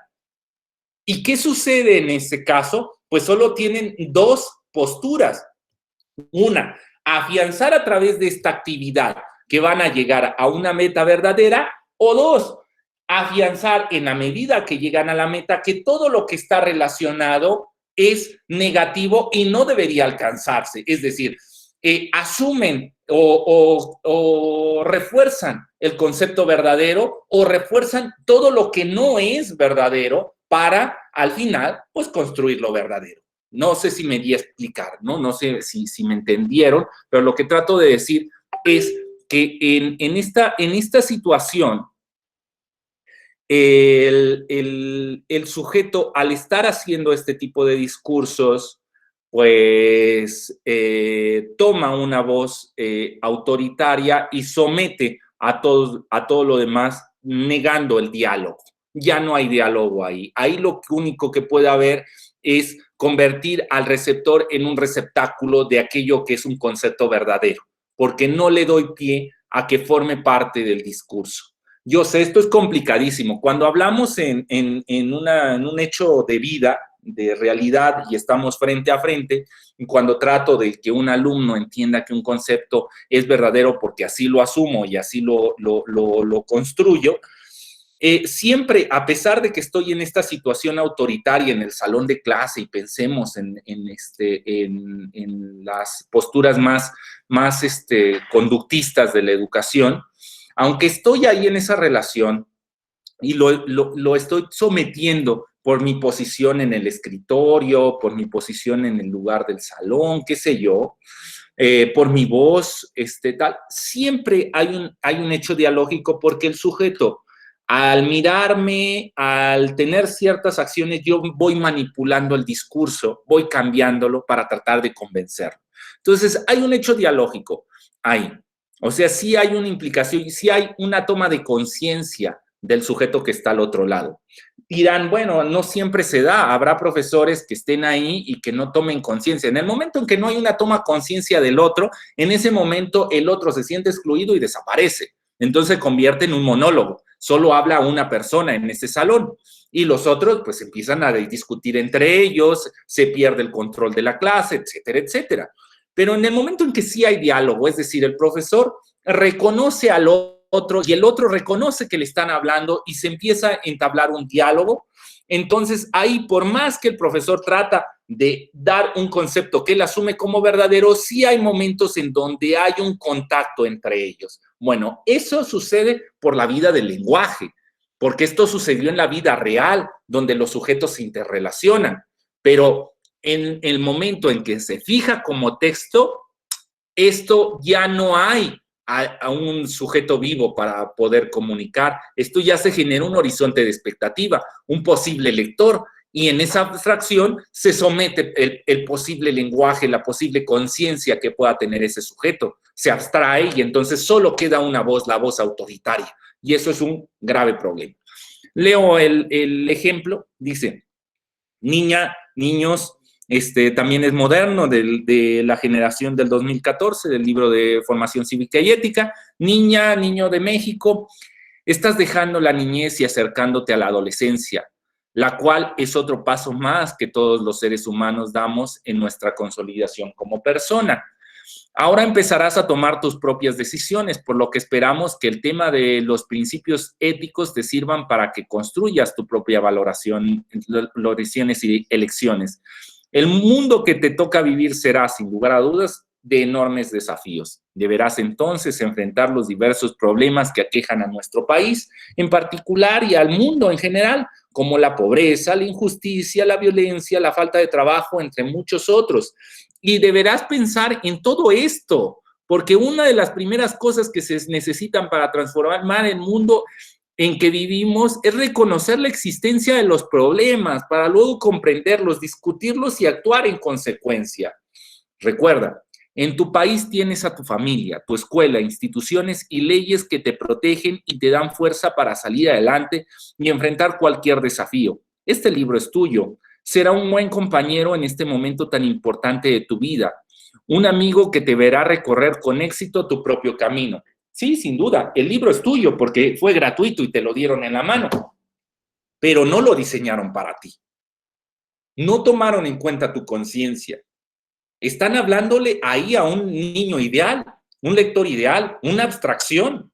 Ahí no hay conciencia alguna del otro sujeto. No hay un diálogo. En ningún momento, por más que hayan colocado dos fotos de dos niños que ponen mucha atención, ahí no notamos en ese par de imágenes, no notamos la conciencia de un ser con vida que esté asimilando este discurso. Lo que sí notamos es una voz autoritaria que ha generado la abstracción de lo que él cree que deba ser un niño o una niña mexicano, y desde ahí le está hablando. Y desde ahí está segregando, porque este es el discurso verdadero, a todo lo demás, porque todo lo demás será falso. O sea, aquel niño y no voy a adentrarme, porque tampoco no trata esta sesión de herir, digamos, al libro de texto gratuito, que sin duda es una de las grandes joyas, o tal vez la principal joya del sistema educativo nacional a lo largo de la historia, al cual quiero mucho, he estudiado muchísimo a lo largo de mi vida académica. Y no se trata tan solo de herir por herir, sino tan solo estamos reflexionando sobre las posturas autorales que se asumen al armado de los materiales didácticos, ¿no? Y aquí notamos esta voz autoritaria, esta voz unificadora, esta conciencia de mundo que trata de implantar su visión en la visión de los otros, unos otros silenciados que en ningún momento participan de diálogo, y lo único que pueden hacer es asumir este discurso y formar parte de este sector social, o disentir y formar parte de los marginados y quedarse ahí segregados, limitados, marginados, con todas las implicaciones sociológicas, culturales, económicas que ello implique. Sigamos adelante. Ya casi terminamos, pero sigamos. Siempre es complicado dar este tipo de sesiones sin poder verlos, sin poder interactuar, estar hablándole a una pantalla, intentando generar un diálogo y sin que se convierta en un discurso monológico. Siempre es complicado hacerlo así. Ojalá que algún día los pueda ver y podamos tener un diálogo verdadero. Pero bueno, dice en un texto de Yo también soy, fragmento sobre el otro, muy interesante este fragmento, de Mikhail Bakhtin, dice: ser quiere decir comunicarse. Ser significa ser parte para otro y a través del otro, para sí mismo. El hombre no posee un territorio soberano interno, sino que siempre y por completo se encuentra en la frontera. Al mirar en su interior, mira a los ojos del otro, o bien a través de los ojos del otro. Yo me conozco, llego a ser yo mismo solo al manifestarme para el otro, a través del otro y con la ayuda del otro. Los actos más importantes que constituyen la autoconciencia se determinan por la relación con la otra conciencia. Ser es ser para otro y a través del otro para mí. Fundamental, fundamental. En la medida en que se comprenda esto, entenderemos la abstracción y que sin duda da tranquilidad a la conciencia monológica de decir, bueno, en la medida en que yo no tengo incertidumbres de la vida y yo sé que voy a vivir todo el tiempo y que voy a ser feliz y que voy a ir a tocar ese contacto y se va a hacer la luz y que va a llegar mi quincena y voy a cobrarla y que voy a llegar a casa y va a estar mi familia feliz y que no voy a sentir hambre. Es decir, en la medida en que el sujeto va teniendo estas certezas de la vida, va llevando una vida relajada, tranquila. De hecho, lo podemos ver como fenómenos sociológicos. En la medida en que el sujeto avanza, su discurso cada vez se va convirtiendo cada vez en un discurso más monológico, en donde asume que lo que él ve por las certezas que le rodean, que le dan tranquilidad, pues las afianza como una situación de identidad y de sometimiento hacia los demás. Es decir, cada vez hay menos interrelación con los otros. Pero si lo entendemos desde una formación, con una cuestión previa, adolescente, donde el sujeto todavía no tiene tantas certezas, donde no ha construido su identidad, entonces ahí para ese momento es fácil entender que el ser implica relaciones directas con lo otro. Yo soy en la medida en que veo a través de lo que no soy. En la medida en que hago eso, en la medida en que tomo conciencia de los límites que aún no alcanzo, en esa medida voy construyendo, me voy completándome, porque lo que soy en este momento. Mi conciencia, mi voz es diminuta en relación con las posibilidades que hay en relación de los demás, de los otros. Y es de ahí tan fundamental este reconocimiento. Aquí puse algunos grabados, algunas imágenes para entenderlo. Esta me gustó mucho, estos grabados que se daban en la época de la colonización, sobre el reconocimiento de las diferentes tribus que habían y de lo otro, la toma de conciencia de la diferencia, ¿no? Y bueno. Bakhtin, en The Dialogic Imagination, dice: la palabra en el lenguaje es mitad ajena, se vuelve propia. Solo cuando el hablante la puebla con su propia intención, con su propio acento, cuando se apropia de la palabra adoptándola a su propia intención semántica y expresiva, antes de ese momento de apropiación, la palabra no existe en un lenguaje neutral e impersonal. Después de todo, un hablante no saca la palabra de un diccionario, sino que existe en la boca de otros, en el contexto de otros. Uno toma de ahí las palabras y las hace propias. Y no todas las palabras se someten a cualquier persona con la misma facilidad a esta apropiación, a este apoderarse y transformarlas en propiedad privada. Muchas palabras se resisten con obstinación. Otras permanecen ajenas y suenan extrañas en boca de quien se las ha apropiado y las pronuncia. No pueden asimilarse a su contexto y caen fuera de él. Es como si pusieran a sí mismas entre comillas, a pesar de la voluntad del hablante. El lenguaje no es un medio neutral que pasa libre y fácilmente a la propiedad privada de las intenciones del hablante. Se puebla, se sobrepuebla de las intenciones de otros. Apropiarlas, forzarlos y someterse a las propias intenciones y acentos es un proceso difícil y complicado y se lleva toda la vida. Si entendemos así la lingüística, en este caso la translingüística, de lo que señala Bakhtin en este caso, ya aquí ya he pasado, perdón, estamos en el tema 4 de las implicaciones políticas y pedagógicas del diseño de materiales, en este caso desde el carácter dialógico. Si lo entendemos así, desde la translingüística y no desde la lingüística ya había puesto el ejemplo, ¿no? La casa es roja. Para él tomó en el diccionario la palabra casa y dijo, la casa es un sustantivo y la casa implica en el diccionario, tiene este significado. Este significante tiene este significado, punto. Y la tomo y hago la oración, la casa es roja. Eso diría la lingüística, ¿no? En cambio, la translingüística dice, no, esto no es tan sencillo. La palabra inicia en una cuestión ajena. O sea, no está en una cuestión neutra, en un diccionario, ahí tranquila, sino está en un momento confuso, complejo, en donde todas las veces que las personas a lo largo de la historia han dicho la palabra casa, la han cargado de significados.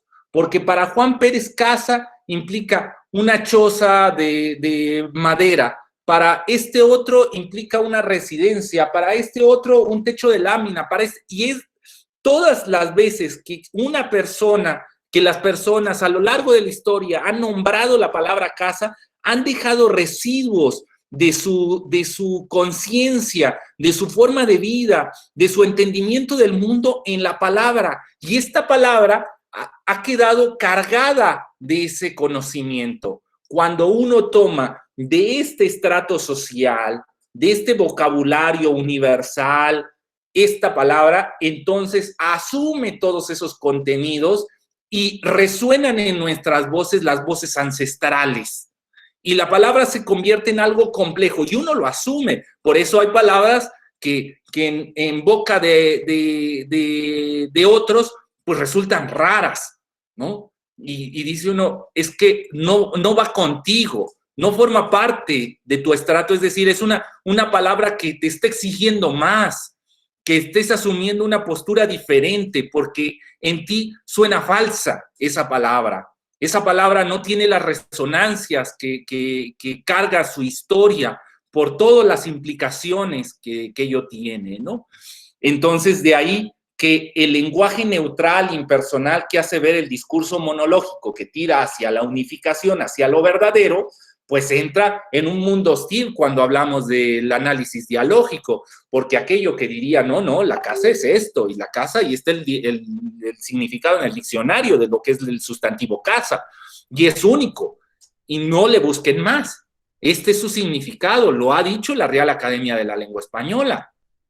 Bueno, pues cuando lo vemos desde un carácter translingüístico, vemos que aquello es mucho más complejo. Que no, la palabra casa no solamente significa lo que dice en el diccionario, sino que está cargada de las voces de miles, millones de personas que a lo largo de la historia le han dado residuos de su conciencia a eso que hoy llamamos casa. Así todas las palabras. Y esto genera de ahí una complejidad tal que uno diría, bueno, entonces el dialogismo implica diálogo entre dos personas. No, es la relación de dos voces con conciencias plenas, al menos dos voces con conciencias plenas, pero eso se puede dar desde el monólogo, es decir, cuando yo asumo la palabra casa y la asumo con esta carga histórica, ya en ese momento, aunque esté yo solo, aunque esté en un monólogo, en un soliloquio, esté en la soledad haciéndolo, a pesar de ello, por las cargas, las resonancias que tiene la palabra, entonces explota dentro de mí y genera conflictos internos que hace la toma de conciencia de que esta palabra casa no es lo que dice el diccionario, sino lo que implica históricamente. Y entonces yo solo desde el soliloquio estoy asumiendo un carácter dialógico en la construcción del lenguaje. Son posturas diferentes. Una postura monológica no toma en cuenta este proceso de construcción histórica sociológica del lenguaje, tan solo lo asume como categorías lingüísticas. Una postura dialógica sí lo asume y asume que esas implicaciones recaen en cercanía o rechazos. Sigo más adelante porque se nos va el tiempo y quisiera terminar las presentaciones. Dice, todo lo que me consiente entra a mi conciencia, comenzando por mi nombre, del mundo externo a través de la boca de otros, mi madre y otros, con su entonación, con su tonalidad que asigna valor y emocionalidad. Me doy cuenta de mí mismo inicialmente a través de otros. De ellos percibo la palabra, formas y tonalidades para la conformación de la idea inicial de mí mismo. Sin duda, si aquí pensamos en la cuestión de la neutralidad de la palabra, de una cuestión lingüística, de una cuestión de discurso monológico, de la unidad, que eso es imposible, o sea, eso es una abstracción. Ya hemos visto que la vida implica un hecho dialógico de discusión entre las conciencias a través de la palabra. Bueno, lo que sí podemos decir que era neutro era nuestra primera posición ante el mundo. O sea, el sujeto cuando va asimilando el lenguaje poco a poco, va rellenando, va colmándose de estos conocimientos ancestrales. Primero, sin duda, a través de la madre, del círculo más cercano, y después de los círculos sociales donde se desarrolle. Y es ahí donde las voces del mundo entran en él. Y pongo ejemplos claros. Cuando uno habla, en este momento hablo, y alguien que me escuche y que tal vez me conozca dirá, en este momento afloró la voz de tal persona que lo marcó en la vida. O sea, no es Marx, sino esta es la conciencia de esta persona que ha sido asimilado por la sensibilidad de la identidad que se está construyendo a través del otro por Marx y la ha usado y ha aflorado en este momento. Nuestra voz, que parece nuestra, no es más que la resonancia de voces ancestrales. Dice, y llegamos al tema 5. Sí podemos, tenemos 20 minutos. ¿Cómo alcanzar una polifonía al interior de cada libro de texto gratuito? Es la gran pregunta que intenta resolver estas 2 horas y que no es una tarea fácil. De hecho, esto, les digo, como estado del arte aún no se ha desarrollado. No hay una respuesta clara desde la misma construcción de las actividades de los libros de texto. Uno implicaría que siempre serán monológicas. ¿Por qué? Pues porque el sujeto ya va con una idea preconcebida de la verdad que intenta transmitir. En el momento en que el sujeto asume que yo lo que voy a decir es esta verdad, pues ya ahí va preparando su discurso para que se convierta en un discurso autoritario, monológico. Entonces pareciera que va a ser imposible. Que cuando alguien quiera hacer una actividad dialógica no lo logrará porque nunca va a permitir que las voces marginadas, que las conciencias marginadas formen parte del diálogo, porque lo que trata de hacer es generar una identidad nacional, unos mínimos pedagógicos, didácticos, unos mínimos de proceso, enseñanza, aprendizaje, que nivelen una formación básica en la asignatura que se quiere desarrollar. Pero bueno, creo yo soy positivo en ese aspecto, que sí se puede en la medida en que son sensibles, en la medida que hay una conciencia de lo que está en juego va más allá de una cuestión individualista. Es tan solo esforzarse, tener sensibilidad hacia los otros y permitirles juego. Bueno, ¿qué vamos a hacer en esta última etapa de capacitación? Pues tiene como meta proponer un escenario utópico en donde el diseñador es capaz de crear materiales educativos con base en una postura emancipadora, en donde las voces marginadas que aplican una fuerza centrífuga para sobrevivir, tiene la oportunidad de relacionarse de manera equilibrada y lograr un relato escrito sin perder su identidad, evitando convertirse en discurso autoritario. Esto es muy importante. Lo más sencillo en serio, es que una persona que ha quedado marginada y que ha sido oprimida, pues en los momentos de su emancipación, de su libertad, pues intente convertirse en un opresor.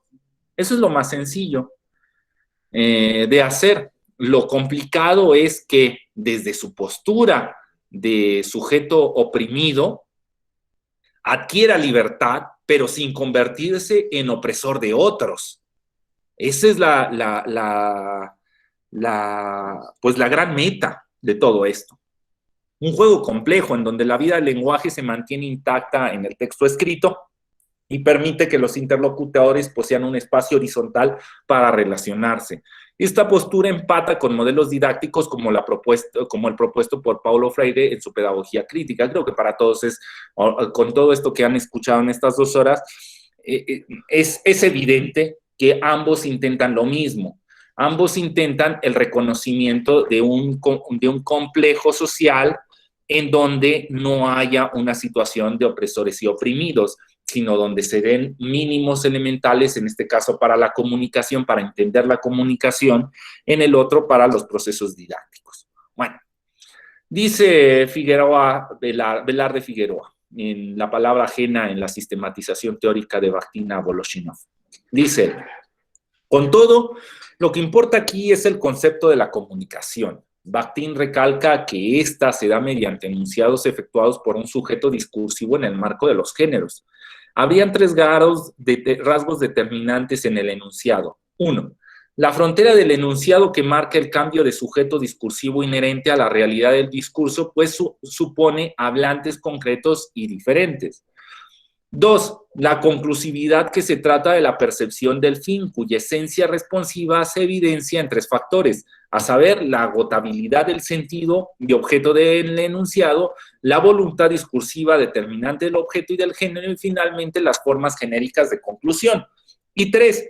La actitud del enunciante respecto al hablante, evidente en el compromiso e intención de este respecto del objeto, y también la expresividad determinada a su vez por la valoración que se hace del objeto, lo que deriva en la selección de palabras que ya vienen cargadas expresivamente debido a los enunciados ajenos. Asimismo, la actitud se dirige al otro en el sentido del destinatario, cuya comprensión activa se contempla como simpatizante, crítico, cómplice, confesor, etc. Explico las 3. Parecen complicadas, no lo son.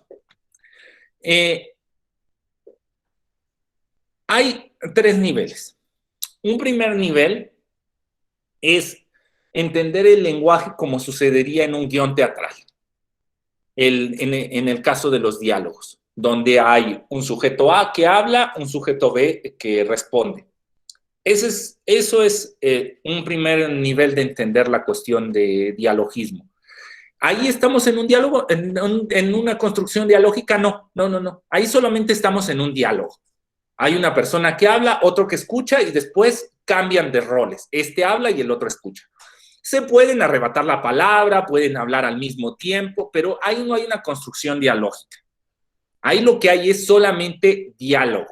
Están dialogando, pero no hay una toma de conciencia. ¿Por qué? Y esto sucede en especial en el texto escrito, porque el sujeto A no toma conciencia de la voz del sujeto B. O sea, sino lo que él tiene es una finalidad. Él quiere transmitir un mensaje al B, que ve como receptor, como un depositario, como un banco de información.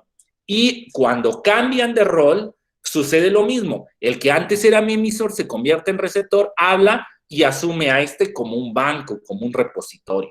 Bueno, ese es el nivel básico de diálogo, no de dialogismo. No hay una construcción dialógica. Eso es solo diálogo. Están dialogando. De ahí que en muchos casos los diálogos se rompen, porque al no tener la conciencia del otro, el sujeto se harta Y dice, es que sí, yo trato de imponer mi voz autoritaria, monológica sobre ti, pero no te gano. Y tú tratas de hacer lo mismo conmigo y tampoco me dejo ganar. Entonces llega un momento en donde una de dos, o me someto, te sometes, o rompemos la comunicación. Y eso sucede porque no hay una conciencia con el otro. Sucede también a niveles didácticos. Muchas veces en el salón de clase, cuando no se pueden concluir los procesos didácticos, es porque la imposición, los discursos monológicos están muy estructurados. Elemento 2, la conclusividad, lo que sería el discurso monológico. Siempre que partimos ya con una meta, que tenemos una verdad absoluta que te queremos transmitir, el discurso se hace completamente monológico porque es conclusivo. O sea, ya está cerrado. Tú ya sabes el final. El hecho, lo que pasa entre medio, el posible diálogo que pasa entre medio, es casual, es una cuestión incidental nada más.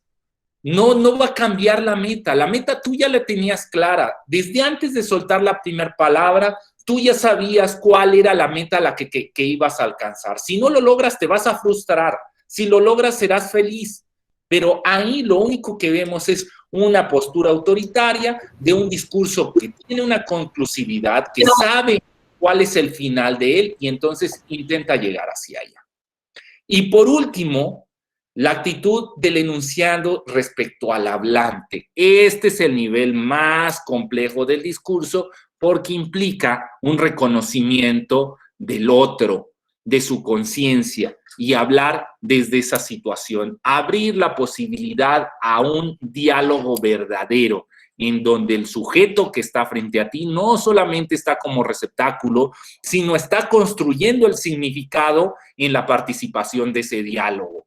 Esos son los diálogos más ricos que hay en la vida, porque es donde el que no hay un proceso de maestro-alumno, sino tanto el maestro, el profesor aprende del alumno, como el alumno enseña al profesor a través de los elementos de su conciencia, de su identidad, de su voz, que van completando.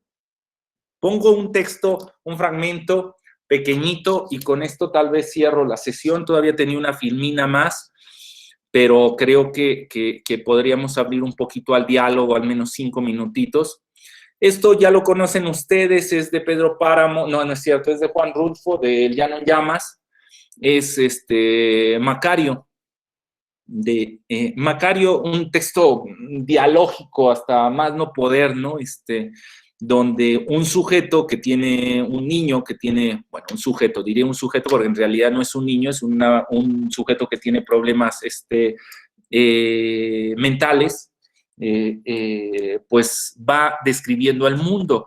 Lo podemos ver esa discapacidad a través de cómo utiliza las oraciones y cómo las va entendiendo y cómo va entendiendo el mundo, ¿no? Escuchemos. Dice, Felipa antes iba todas las noches al cuarto donde yo duermo y se arrimaba conmigo, acostándose encima de mí o echándose a un ladito. Luego se las ajuareaba para que yo pudiera chupar de aquella leche dulce y caliente que se dejaba venir en chorros por la lengua.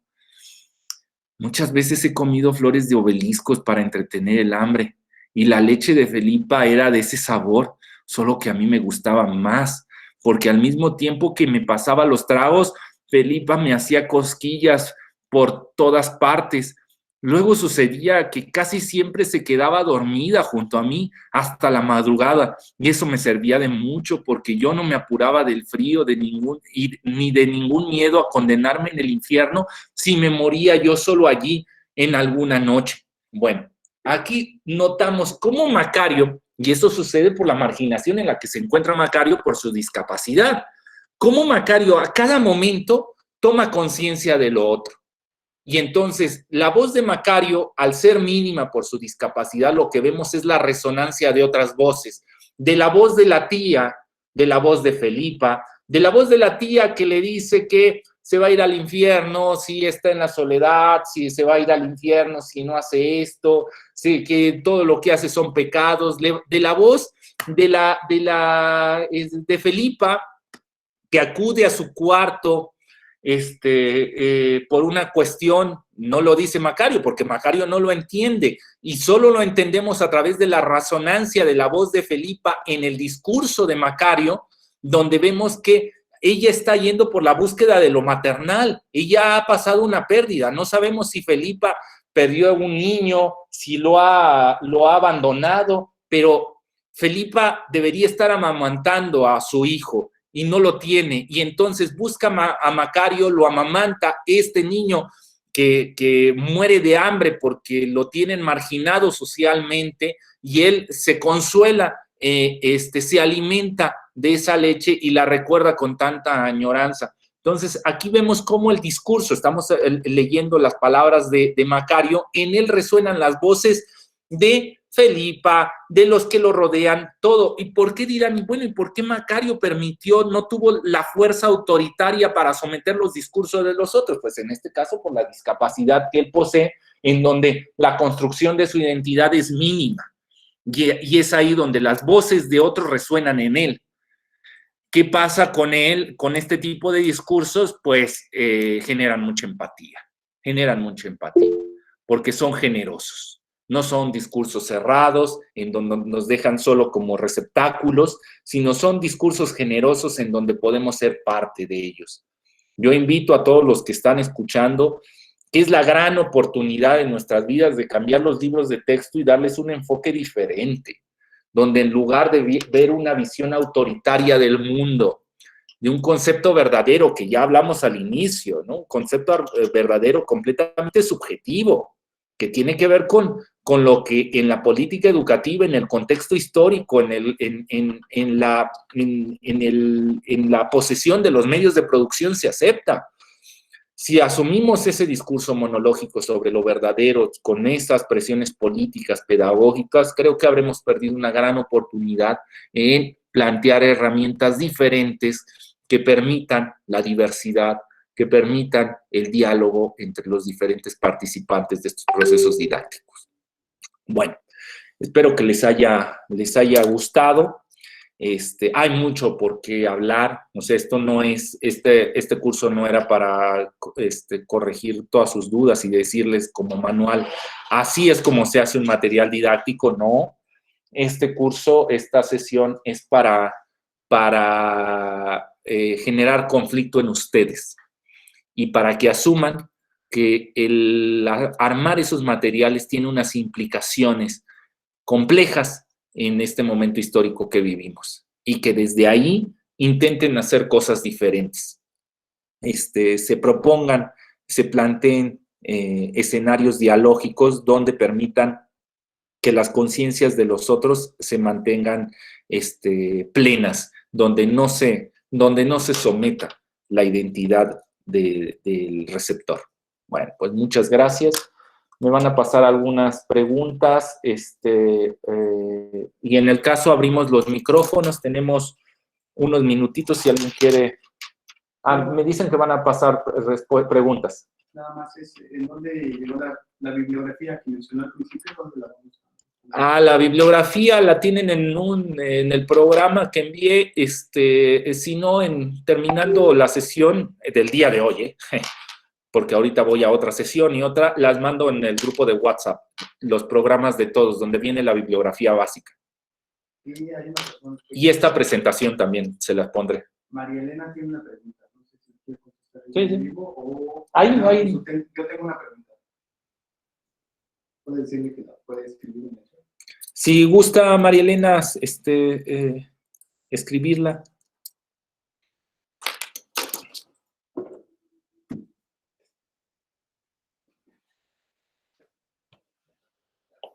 Sí. ¿Qué dice María Elena? No. Bueno. Aquí. ¿Cómo se emplea el discurso dialógico en las ciencias más exactas como matemáticas? Esa es una. Y cómo empatar el discurso dialógico con la enseñanza de hechos. No, sí, sin duda la pregunta es de lo más compleja, ¿no? En la medida en que nos alejamos de las humanidades y nos acercamos a las ciencias exactas, pues sin duda el discurso monológico pues tiene mayor predominio y hasta cierto punto pues privilegio, ¿no? Pero esto debemos entenderlo no en la cuestión monológica del significado de las palabras, o sea, porque ahí retomo otra vez la cuestión de evaluar el discurso desde la lingüística o desde la translingüística. Si nos quedamos en una cuestión lingüística, vamos a decir, bueno, pues este concepto matemático es verdadero y es científico, es comprobable. Entonces no hay manera de entrar en un proceso dialógico, porque aquí lo único que hay que hacer es asumir desde una cuestión monológica el hecho verdadero y ya no hay giro. Aquí el punto no es tocar esto como una transición de contenidos, sino lo que sucede alrededor de esos contenidos, es decir, la vida que pasa en los procesos de enseñanza-aprendizaje, en el diálogo que se da. Es decir, el concepto es verdadero, o sea, 2 más 2 es 4. No estamos discutiendo eso, sino lo que estamos discutiendo es el enfoque que asume el pedagogo para transmitir ese conocimiento. Se puede hacer de dos maneras, desde una cuestión autoritaria, donde se cierra el diálogo y no se toma conciencia del otro, el otro queda excluido y queda solo como repositorio, o desde una postura donde se involucra al otro y donde su conciencia participa de un diálogo que al final construirá el contenido de que 2 más 2 es 4. O sea, aquí lo que hablamos no es de la meta, del significado del discurso, sino de los procesos sociales que rodean al discurso y que hacen que segreguen a la población y que se sometan, se den dos estratos, de un estrato superior frente a uno inferior en cuestión al contenido, al referente que manejan, o en un plano horizontal donde ambos participan en la construcción de contenidos. Eso es a lo que me refiero o se refiere en esta cuestión del dialogismo. No tanto de que el contenido sea, porque también sucede en las humanidades. O sea, podemos tener ahí algunos conceptos que son verdaderos y que son afianzados, sino el enfoque del proceso didáctico que se da para la transmisión de esos contenidos. A eso se refiere. Entonces, ¿cómo? ¿Cómo en el proceso de transmisión?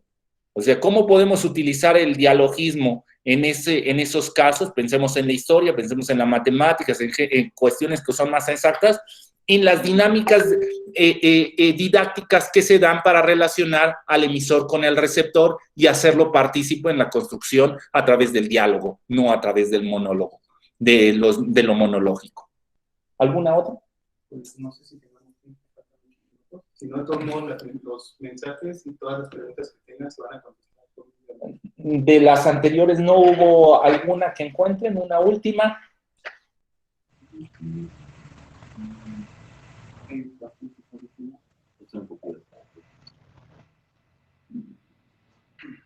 ¿Puedo hacer la pregunta? Claro que sí, compañero.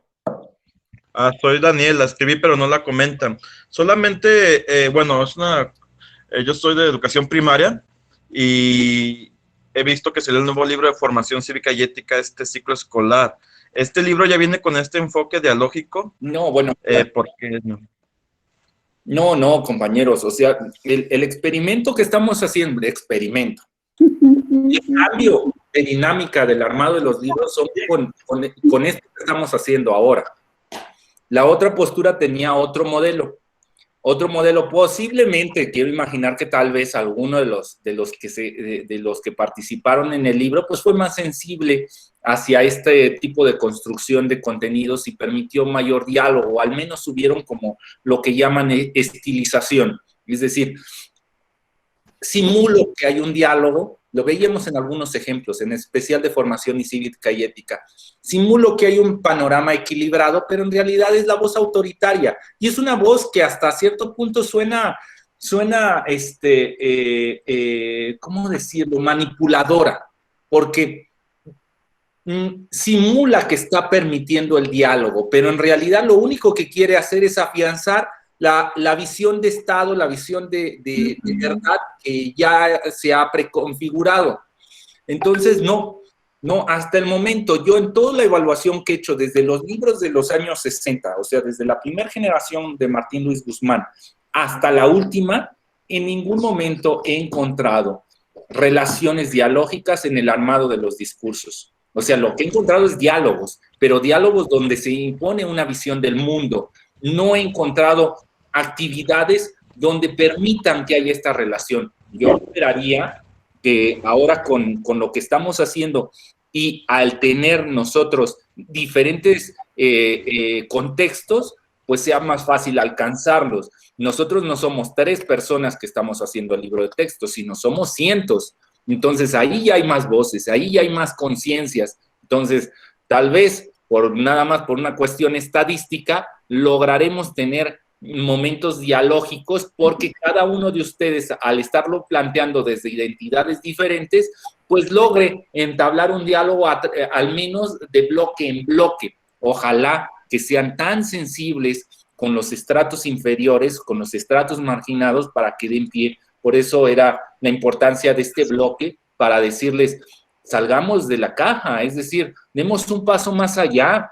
No nos quedemos solo con discursos monológicos donde se plantea la verdad, o sea, se plantea un proceso de sometimiento del sujeto a través de un concepto de verdad, sino demos pie a que el sujeto vaya construyendo, vaya participando del diálogo en la medida en que su identidad no se ve sometida a la voz autoritaria del sujeto que enuncia. Ese es el sueño, esa es la meta. Ojalá que ustedes sean los primeros que lo logran y me callen la boca, y que la próxima vez que vaya a un congreso y que hable sobre el libro de texto, diga, no, en los libros del 2021 hubieron experimentos donde se planteaban cuestiones dialógicas, pero eso todavía, al menos yo en las lecturas que he hecho de los libros, yo no he encontrado una sola actividad que lo provoque. Gracias. Doctor Margarita Maravilla, buenas tardes. Compañera. Fue un discurso muy bueno. Aquí tendríamos que identificar el currículum oculto que viene marcado en los planes y programas de estudio, y de ahí realmente utilizar esa voz dialógica para que podamos realizar una interacción y que realmente la participación de todos el diseño de esos materiales lleven al alumno a construir parte de su identidad. Creo que por ese lado vamos. Bueno, me pareció sensacional el trabajo. Compañera Margarita, tiene toda usted la razón. No me metí en cuestión de currículum oculto, pero por ahí va la cuestión. O sea, hay que tener una posición crítica. Exacto. De lo que sucede en el salón de clases, lo que sucede en el ambiente que nos rodea, social, cultural, económico, y desde esa postura crítica diseñar los materiales didácticos. Si no se hace de esa manera, entonces se convertirán en discursos monológicos, que sin duda en este momento histórico, que fue interesante, no sé si lo vieron en los diferentes libros, en cada uno de esos momentos se asumían como hechos verdaderos, y hoy resultan chocantes algunas de esas actividades, donde uno dice, ¿en serio eso es la familia feliz? O sea, el que yo tenga una madre, un padre, el que el padre diga, yo soy el jefe de familia, ¿implica una familia feliz? Bueno, en ese momento histórico sí lo era, porque era la respuesta hacia el currículum oculto que se planteaba ahí. Claro. Tiene toda la razón. Gracias. Doctor Lisbeth Fernández, ya estamos a 2 minutitos del siguiente taller, doctor. Perdón. Bueno, compañeros, me voy a la siguiente sesión. Tengo que, voy a dar esta sesión en los 12 grupos, espero que con la misma intensidad o que vaya mejorando. Me dio un gusto estar con ustedes. Ya saben, tienen mi teléfono, cuando contesto, cuando dice Marx, estoy contestando yo. Así que si tienen alguna duda, a veces me cuesta trabajo contestar las llamadas porque mi horario de trabajo es largo, pero trato de hacer todo lo posible por estar cercano a ustedes. Así que, pues, ánimo, ojalá que logren hacer actividades hermosas y que este libro de texto sea un parteaguas. Tienen la gran oportunidad. Pues nos vemos pronto. Gracias, doctor. Gracias. Hasta luego. Buenas tardes. Muchas gracias. Hasta luego. Maestros que ya terminaron su primer taller, por favor salgan de esta liga, ingresen a la otra, y los maestros que acaban de ingresar para tomar el taller, en unos momentos comenzamos. Perfecto, muchas gracias. Gracias. Muchas gracias, maestra. Buen día, buen día. Buen día. Buen día, buen día. Muchas gracias, por aquí estoy atento. José Renato, de Guanajuato.